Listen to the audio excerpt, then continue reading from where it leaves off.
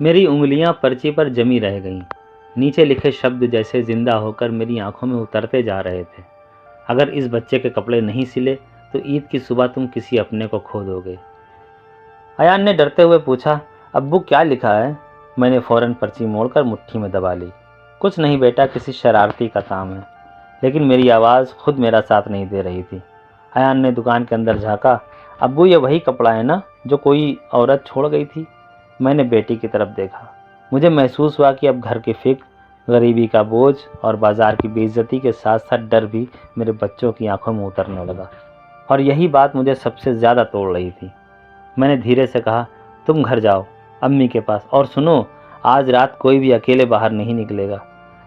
अयान ने हैरानी से पूछा, क्यों? हाजी करीम कुछ करेगा क्या? मैं चुप हो गया। अयान समझा नहीं, मगर उसके चेहरे पर डर और बढ़ गया। वह धीरे धीरे घर की ओर चल पड़ा।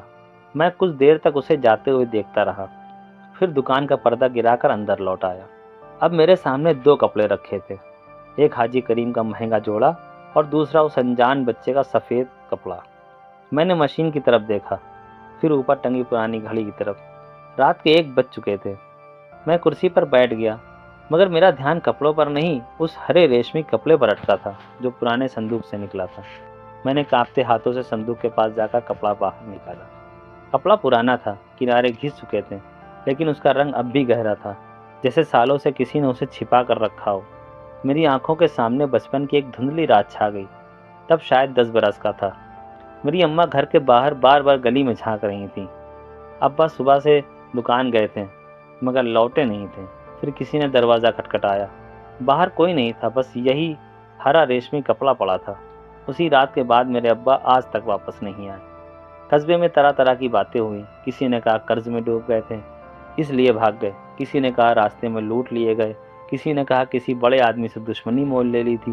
लेकिन मेरी अम्मा एक ही बात दोहराती रहीं, तुम्हारे अब्बा भागने वालों में से नहीं थे, उन्हें किसी ने हमसे छीना है। उस रात के बाद उनकी आंखों की रोशनी जैसे आधी रह गई। मैंने हरे कपड़े को कसकर पकड़ लिया। मैंने खुद से कहा, क्या इतने साल बाद वही बात फिर लौट आई? तभी दुकान के बाहर किसी के कदमों की आहट हुई। मेरी सांसें रुक गई। मैंने धीरे से कैंची उठाई और पर्दे के पास गया। बाहर परछाई सी हिली। कौन है? कुछ पल सन्नाटा रहा। फिर एक बूढ़ी आवाज़ आई, मैं हूँ, नसीम चाचा। मैंने राहत की सांस ली और पर्दा हटाया। सामने मोहल्ले के बुजुर्ग नसीम चाचा खड़े थे। सफ़ेद दाढ़ी, झुकी कमर और आंखों में वही पुरानी नरमी। नसीम चाचा ने इधर उधर देखा, फिर धीरे से दुकान के अंदर आ गए। दरवाज़ा बंद कर दे। मेरा दिल धक से हुआ। मैंने चुपचाप पर्दा गिरा दिया। नसीम चाचा ने बिना बैठे पूछा, अभी अभी यहाँ कोई औरत आई थी? मैं सहम गया। आपको कैसे पता? नसीम चाचा का चेहरा उतर गया। उसके हाथ में सफ़ेद कपड़ा था? हाँ, और उसने किसी बच्चे का जिक्र भी किया था। मैं अब पूरी तरह चौकन्ना हो चुका था। चाचा आप साफ साफ बताइए, बात क्या है? नसीम चाचा ने जवाब देने से पहले दुकान के कोने में रखे हरे कपड़े को देखा। उन्हें देखते ही जैसे उनके पैरों तले ज़मीन खिसक गई। या अल्लाह, ये कपड़ा, ये फिर बाहर आ गया। मैंने झट से पूछा, आप इसे पहचानते हैं? नसीम चाचा ने मेरी तरफ देखा। बहुत देर तक देखते रहे, फिर थकी हुई आवाज़ में बोले, बेटा कुछ राज ऐसे होते हैं जिन्हें दफन ही रहना चाहिए, मगर लगता है अब वक्त खुद उन्हें बाहर खींच लाया है। मेरे अब्बा के बारे में जानते हैं आप? नसीम चाचा ने सीधा जवाब नहीं दिया। उन्होंने पूछा, आज हाजी करीम दुकान पर आया था? हाँ। उसने धमकी दी है? नसीम चाचा ने गहरी सांस ली। मुझे डर था बात वहीं तक पहुंचेगी। कौन सी बात? मेरी आवाज़ तेज़ हो गई। हर कोई इशारों में क्यों बोल रहा है? कोई सीधी बात क्यों नहीं करता? इतने सालों से मेरे अब्बा का नाम आते ही सबकी ज़बान क्यों बंद हो जाती है? नसीम चाचा ने कांपते हाथ से स्टूल उठाया और बैठ गए। क्योंकि उस रात सिर्फ तुम्हारे अब्बा नहीं खोए थे, उस रात इस कस्बे की इंसानियत भी आधी मर गई थी। दुकान में सन्नाटा पसर गया। मतलब? नसीम चाचा ने कहा, तुम्हारे अब्बा बहुत सीधे थे, मगर एक आदत बुरी थी, जालिम के सामने झुकते नहीं थे। उस साल भी चांद रात से पहले बाजार में गरीबों के कपड़े छोड़कर अमीरों के महंगे कपड़ों को पहले सिलने का दबाव था। लेकिन तुम्हारे अब्बा ने इनकार कर दिया। उन्होंने कहा था, ईद अमीर के पहले नहीं, बच्चे की मुस्कान की पहले होती है। मेरी आंखें फैल गईं। नसीम चाचा आगे बोले, यही बात कुछ लोगों को चुभ गई, खासकर उस आदमी को जो आज बहुत बड़ा बनकर घूमता है। नसीम चाचा ने सीधा नाम नहीं लिया, लेकिन उनकी खामोशी ही उसका नाम बता रही थी। मेरे अंदर जैसे आग भड़क उठी। तो मेरे अब्बा के गायब होने में उसका हाथ था? नसीम चाचा फौरन बोले। मगर उस रात तुम्हारे अब्बा का उससे झगड़ा ज़रूर हुआ था। पूरे बाजार ने सुना था। उसके बाद तुम्हारे अब्बा गायब हो गए और अगले ही साल हाजी करीम ने आधे बाजार पर कब्जा जमा लिया। मेरे हाथों की उंगलियां मुड़कर मुट्ठियों में बदल गईं और आप सब चुप रहे। नसीम चाचा की आंखें झुक गईं। डर बेटा, डर। डर इंसान से उसकी आवाज़ छीन लेता है। हम सबको बोलना चाहिए था मगर हम चुप रहे। यही हमारे लिए सबसे ज़्यादा शर्म की बात है। मेरी आंखों में नमी के साथ गुस्सा भी था। तो आज जब वही आदमी मुझे तोड़ने पर तुला है तब भी सब चुप रहेंगे? नसीम चाचा ने धीरे से कहा, शायद अब नहीं। उसी वक्त बाहर से तेज भागते कदमों की आवाज़ आई। फिर पर्दा जोर से हिला और सकीना हाँफती हुई अंदर आई। यूसुफ! मैं एकदम से उसकी ओर लपका। क्या हुआ सकीना? सकीना की आंखों में खौफ था। नूर, नूर घर पर नहीं है। मेरे पैरों तले ज़मीन खिसक गई। क्या मतलब? कहाँ गई वो? अभी थोड़ी देर पहले तक तो सो रही थी। सकीना रोते हुए बोली, मैं पानी भरने बाहर गई थी। वापस आई तो दरवाज़ा आधा खुला था और वो बिस्तर पर नहीं थी। अयान कहाँ है? वो पड़ोस में ढूंढने गया है। मेरा दिमाग सुन्न पड़ गया। पर्ची के शब्द उसके कानों में हथौड़े की तरह गूंज उठे। ईद की सुबह तुम किसी अपने को खो दोगे। नहीं नहीं। नसीम चाचा भी खड़े हो गए। सकीना ने कांपते हुए हाथ से एक चीज़ आगे बढ़ाई। ये दरवाजे के पास पड़ी थी। वह वही निशान था, एक कागज़ का टुकड़ा और उस पर बना हुआ आधा कटा हुआ चांद। अब मेरी आंखों में डर नहीं, ज्वाला उतर आई। ये खेल कौन खेल रहा है? अगर किसी ने मेरी बेटी को हाथ भी लगाया तो मैं छोड़ूंगा नहीं। तभी अयान भी दौड़ता हुआ आया। अब्बू, चौराहे के पास वाले पुराने गोदाम के बाहर नूर की चप्पल मिली है। सकीना का रो रो कर बुरा हाल हो गया। पुराना गोदाम? वही गोदाम जो कभी हाजी करीम के पुराने कारोबार का हिस्सा हुआ करता था, अब सालों से बंद पड़ा था। बच्चे वहां जाने से डरते थे, कहते थे वहां रात को आवाज़ें आती हैं। मैं बिना कुछ सोचे समझे दुकान से बाहर भागा और अयान मेरे पीछे पीछे, नसीम चाचा और सकीना भी। लेकिन जिस गली में हम लोग दौड़ रहे थे वहां अंधेरा था। कुत्तों के भौंकने की आवाज़ें, कहीं कहीं टिमटिमाती लाइट और मेरे सीने में धड़कता हुआ एक ही सवाल, क्या यह सब उसी पुराने राज से जुड़ा है? कुछ ही देर में वो पुराने गोदाम के पास पहुंच गए।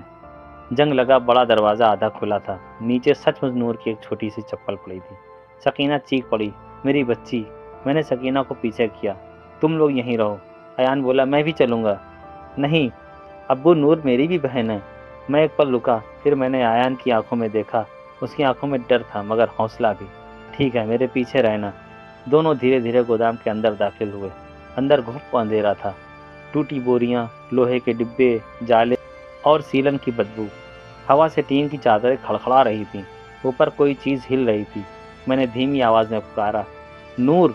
कोई जवाब नहीं। अचानक अंदर के हिस्से से हल्की सी सिसकी सुनाई दी। अयान बोला, अब्बू उधर। दोनों उस आवाज़ की तरफ बढ़े। जैसे जैसे वो भीतर जाते गए अंधेरा गहराता गया। तभी मेरे पैर से कुछ टकराया। उसने झुककर देखा, एक पुराना लकड़ी का बक्सा। उसके ऊपर धूल जमी थी, लेकिन धूल पर ताज़ा उंगलियों के निशान थे। मेरा दिल धड़क उठा। तभी फिर वही सिसकी आई, इस बार साफ, अब्बू, नूर। मैं चीखा और आगे लपका। कमरे के कोने में नूर बैठी थी। उसके हाथ पैर बंधे नहीं थे मगर वह डरी और सहमी हुई। मैंने दौड़कर उसे सीने से लगाया। सकीना बाहर से आवाज़ें देती हुई अंदर आ गई। नूर। नूर अपनी अम्मी से लिपट कर रोने लगी। कौन लाया तुम्हें यहाँ? नूर कांपती हुई बोली, एक औरत आई थी, उसने कहा अम्मी बुला रही हैं। फिर वो मुझे यहाँ छोड़कर चली गई। ये सुनकर मैं सन्न रह गया। फिर वही औरत। अयान ने पूछा, उसका चेहरा देखा? नूर ने सिर हिलाया। नहीं, उसका चेहरा ढका था, लेकिन उसने जाते जाते कहा था। क्या कहा था? नूर ने डरी हुई आंखों से मुझे देखा और बोली, अपने बाप का हक लेना हो तो चांदरात से पहले संदूक खोलना। मैं ये बात सुन के हैरत में पड़ गया। नसीम चाचा जो अब तक दरवाजे पर खड़े थे, या सुनते ही लड़खड़ा गए। या अल्लाह, उसे सब मालूम है। किसे मालूम है? कौन है वो औरत? नसीम चाचा कुछ बोल पाते उससे पहले गोदाम के बाहर से किसी के भागने की तेज़ आहट आई। मैं बिजली की तरह बाहर की तरफ भागा। अंधेरी गली में एक काला साया भाग रहा था। मैं बोला, रुक, पर वो साया रुका नहीं। मैं उसके पीछे भागा। अयान भी पीछे दौड़ा। मोड़ के पास पहुंचते ही वह साया फिसला और उसके कंधे से कपड़े की पोटली नीचे गिर गई, मगर वह खुद उठकर अंधेरे में गुम हो गया। मैंने पोटली उठाई, उसको खोला तो अंदर एक पुरानी जेब घड़ी थी, टूटी हुई, मगर पीछे गुदा हुआ नाम साफ समझ में आ रहा था, हाशिम। मेरी आंखें भर आईं। ये मेरे अब्बा का नाम था और उसी घड़ी के साथ एक चिट्ठी भी थी। اس میں لکھا تھا، سچ تمہارے گھر میں دفن ہے، جس پر تم بھروسہ کرتے ہو وہی تمہارے ابا کے غائب ہونے کی آخری کڑی ہے۔ چاند رات سے پہلے صندوق کھولو ورنہ بہت دیر ہو جائے گی۔ میں نے چٹھی موڑ لی۔ میرا دماغ بونڈر کی طرح گھوم رہا تھا۔ حاجی کریم، وہ عورت، پرانا گودام، ابا کی گھڑی اور جس پر تم بھروسہ کرتے ہو، کون؟ نسیم چاچا، سکینہ یا کوئی اور؟ دور مسجد سے سحری سے پہلے کی دھیمی اذان جیسی آواز اٹھی۔ میں نے آسمان کی طرف دیکھا۔ بادلوں میں چھپا چاند اب اور پتلا لگ رہا تھا، اور اسے پہلی بار محسوس ہوا یہ لڑائی صرف اس کی روزی کی نہیں، اس کے پورے عتیق، اس کے پریوار اور اس کے وجود کی ہے۔